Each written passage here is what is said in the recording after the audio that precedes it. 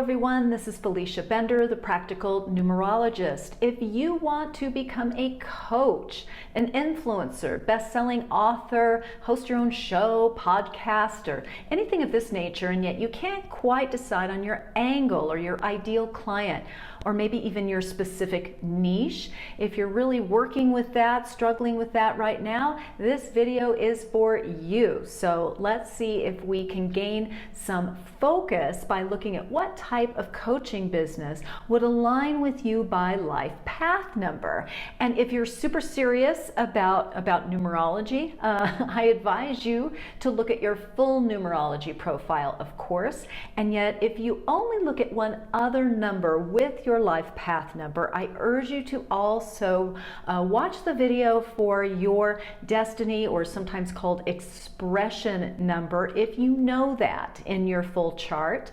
Yet for simplicity, the life path determines your overall, your kind of overarching life's purpose, while the destiny expression will give you an idea of how you'll go about doing that, and often can really direct you, offer a really good compass for what you would be good at in terms of coaching and career sort of things. So let's remember also that this is a very, very brief overview. This by no means covers all the possibilities available to you, 7 life paths. So it's meant to be a guide for you as you, and a guide, so to give you some themes, some directions about where you might thrive as a 7 life path coach. So if you are a 7, you are who I call the analyst, and sometimes reluctant spiritualist. You are the seeker after all. So your overall purpose is to develop your own intuition, your spirituality on some level. You're developing this this really close-knit relationship with trust, and with becoming open, with kind of this vulnerability.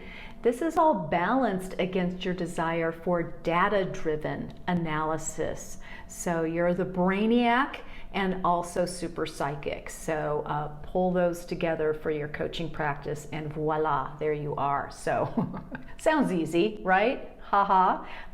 So as a 7 though, your niche has anything and everything to do with healing, intuitive development, or analysis of any kind. The 7 is drawn to both the metaphysical and to intellectual pursuits. So it really depends on which side of the fence you're on in terms of your coaching, where obviously where you're going to end up there. And yet you have very strong strengths, strong points or strengths with both areas, depending on what your area of specificity is. So as a coach, you excel with many things, and yet we'll just do a few bullet points to bring these up for review. So as a coach, you excel with showing people how to learn to meditate. Any kind of spiritual tool in this way is right up your alley. You're also exquisitely gifted at showing people, coaching people how to develop spiritual practices for their daily life, to ground them in daily life. Often you're very good at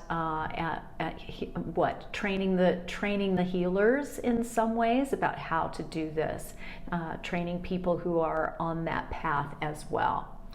You are incredibly good at showing people, training people how to trust their intuition, how to develop their intuition, right? Anything about intuitive development, you're really excellent with.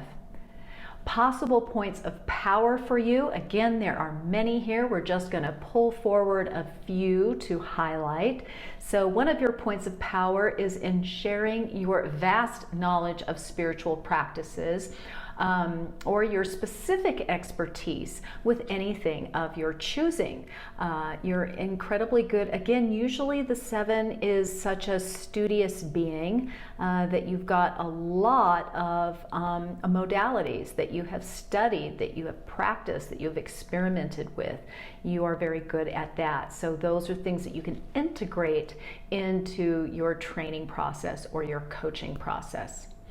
You're incredibly good at training people how to connect with their own healing abilities, or also to heal themselves, and those often go together, right? So you are an incredible coach for helping people heal.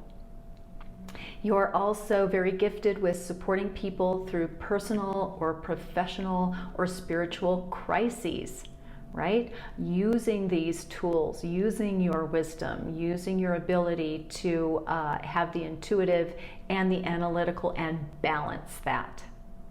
So a random thought for you, Felicia's random thought for you for the moment is this. So the 7 life path can coach on any subject, seriously.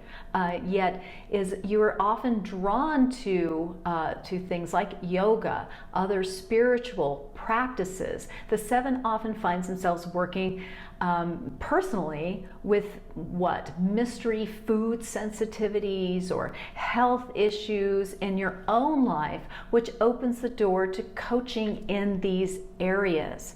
So keep that in mind if you've struggled in life and now you're coming out the other end to be a support, to be a coach for others who are going through similar crises in their lives.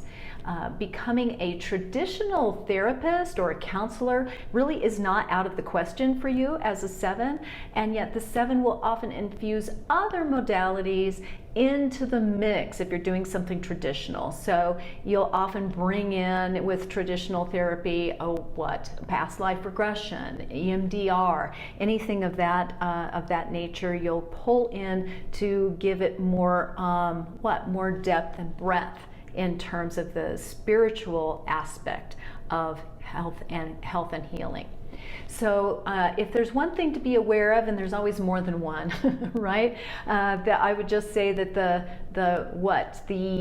yellow cone of caution would be the one thing I'll pull out would be to be aware of overthinking and trust your vision and your process.